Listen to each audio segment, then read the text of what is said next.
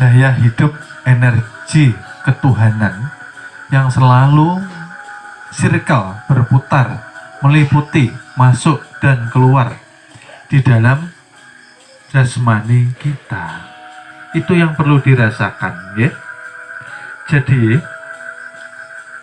nafas merupakan ikatan kehidupan, ikatan sifatnya, zatnya, afalnya, ya, asmanya Allah Subhanahu wa Ta'ala kepada diri manusia, diikat oleh nafas.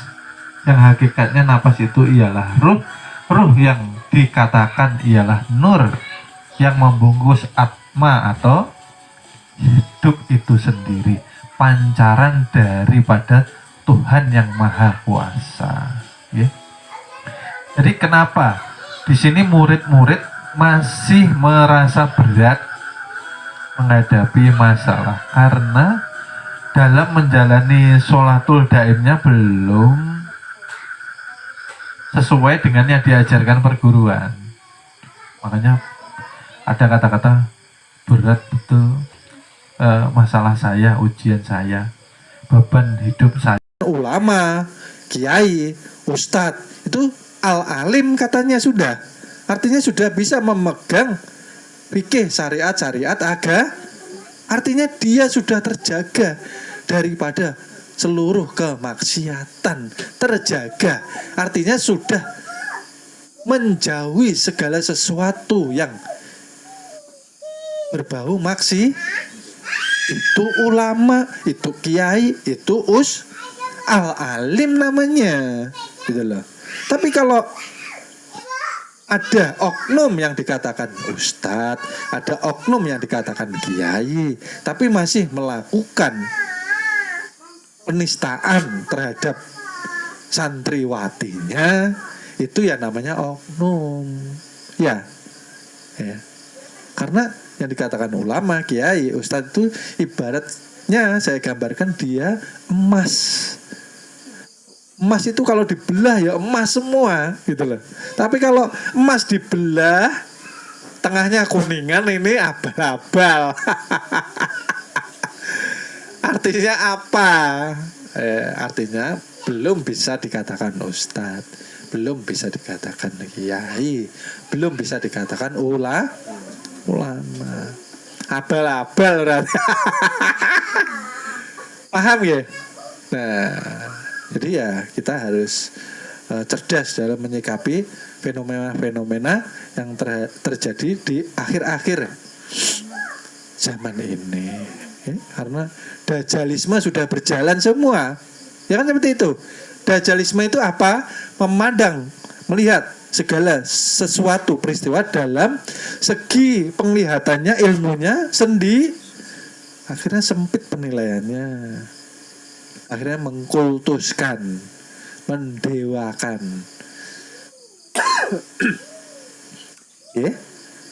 Makanya matanya satu, gitu loh.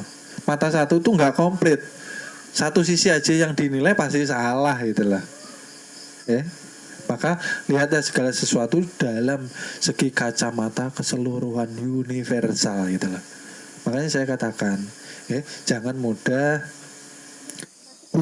buru-buru mudah mengambil keputusan untuk membenci seseorang. Ya, saya bilang, karena seseorang yang engkau benci itu ialah makhluk Tuhan juga. Kalau engkau mau menuju kepada Tuhan, engkau harus menyayangi seluruh umatnya. Itulah yang dikatakan Bhinneka Tunggal Ika, katanya. Dasar negara kita berbeda-beda tetapi satu wujud. Iya dah. Kalau kita tidak suka telinga, ya kenapa telinga ini tidak kita potong? Kalau kita mengatakan tangan kiri itu jelek, kenapa tidak kita potong? Paham lah maksudnya. Artinya kaki dan tangan tidak sama, tangan dan telinga tidak sama, telinga dengan mata tidak sama. Artinya berbeda semua dalam satu kesatuan. Itulah universal. Dan yang universal itu ciptaan Tuhan. Ya, kalau kita belajar ketuhanan, melalui satu agama, ya, yang di dalam agama itu ada tatarannya, syariat, tarekat, hakikat, makrifat. Di dalam menjalani ini kita masih mau membenci seseorang, kita masih memiliki rasa tidak suka dengan seseorang, apakah sampai kira-kira kepada Tuhan? Tidak akan sampai, karena kita melihat dengan kebencian kita sendiri, gitulah. Kita tidak bisa melihat dari segi keseluruhan. Makanya kita susah untuk mau baik sangka tuh susah. Tahunnya jelek aja. Maka orang tuh kalau sudah tidak suka apapun yang diperbuat oleh seseorang itu, maka tidak benar semua. Kan seperti itu ya. Nah, itu harus dilepas, itu harus dilepas. Yang kita benci itu ciptaan Tuhan juga. Gitu loh. Netralkan, kosong, suwung, bersihkan, supaya sholatul daim kita menghadap pada Tuhan itu full, tembus, gitu ya, ya, artinya seperti itu, ya, itu jawabannya. Satu pertanyaan saja ya, dan saya ingin menambahkan di sini. Untuk murid-murid yang baru supaya tidak salah paham, perguruan, ya, saya tegaskan lagi, perguruan mengharuskan murid-murid untuk menjalani sholat wajib 5 waktu yang sudah dicontohkan Kanjeng Nabi kita, ya. Belajar ilmu makrifat,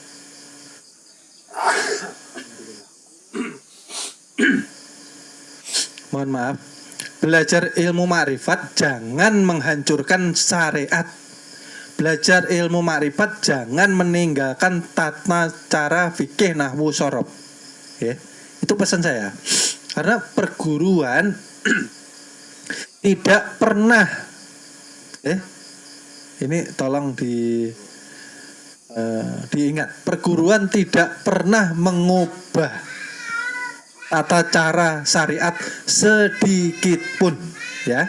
Ingat, perguruan hanya menghidupkan ruh daripada ibadah itu sendiri, gitu loh.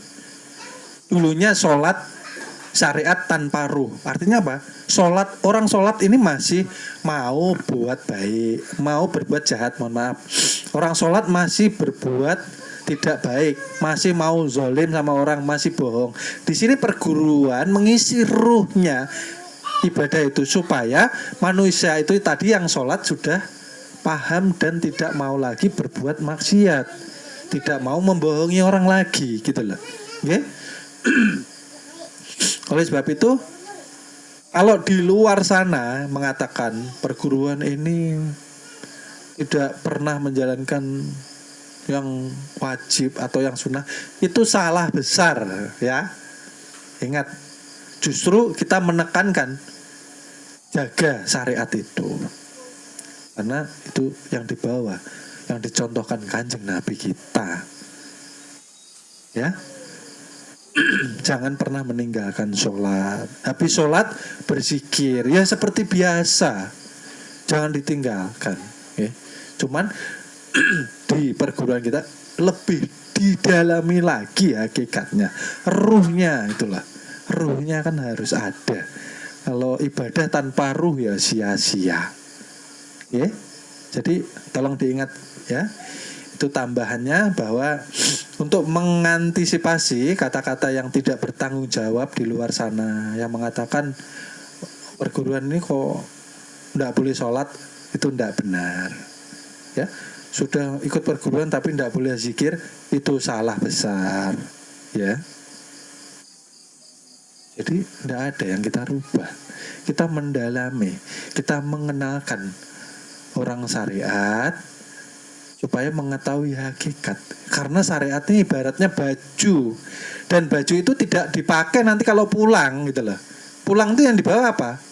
Kain ihram. Ya. Kita telanjang, datang ke dunia telanjang, ya.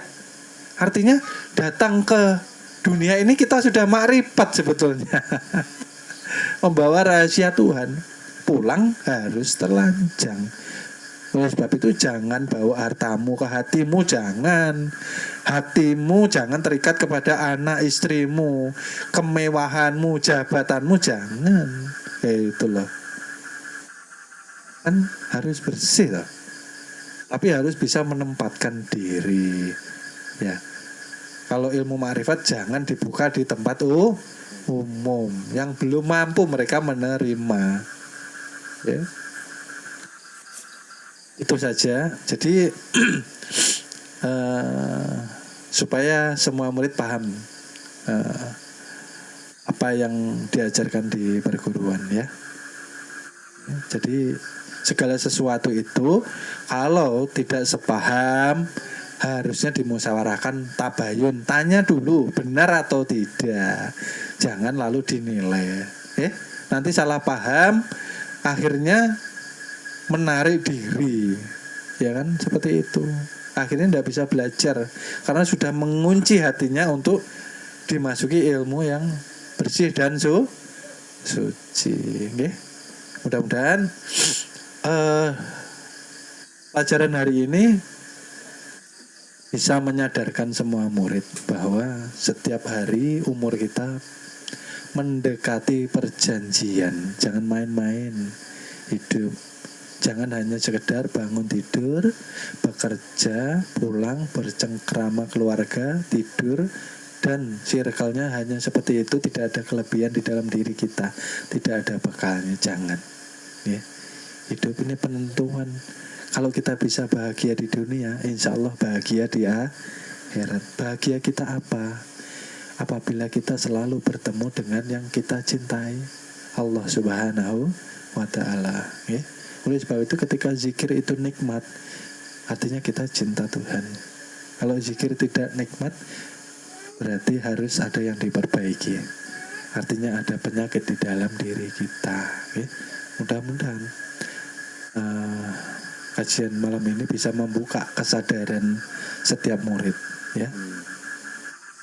Hidup ini penuh dengan arti makna kehidupan. Jangan dilewati dengan sia-sia saja, gitu. Jangan dilewati dengan hal-hal yang tidak berguna. Tumbuhkan kesadaran, ya. Setiap hari, setiap detik, setiap gerak, duduk, berdiri, berjalan, selalu bersama dengan Tuhan. Tuhan melihat, meliputi, merasakan, mengetahui keadaan zahir batin kita. Maka terus sambungkan rasa kepada Rasul, kepada Nur yang akan sampai kepadanya. Ya, seperti itu.